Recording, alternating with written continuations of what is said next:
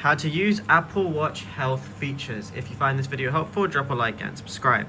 Now you can do them regardless of whichever Apple Watch you're on, but I have my Apple Watch right here, and let's say I want to access some of the health features. So there's a few different things that you could go ahead and do.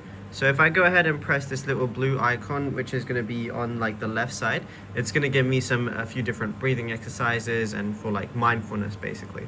If I go ahead and press the crown again, now I want to go ahead and scroll down, and there's a few different things you can do.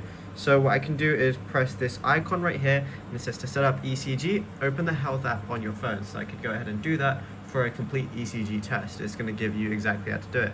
Now what I could also do is if I just go ahead and unlock my watch again, go ahead and scroll down, and then this is going to be to test your heart rate and different vitals, and it says view your history on your health app or phone. If I go ahead and press next, it's going to be measuring my heart rate. Obviously I'm not connected to my arm right now, which is why it's not going to be showing the exact thing, but then after that you're going to have all your different vitals and you'll be good to go. And yeah, it's literally as simple as that.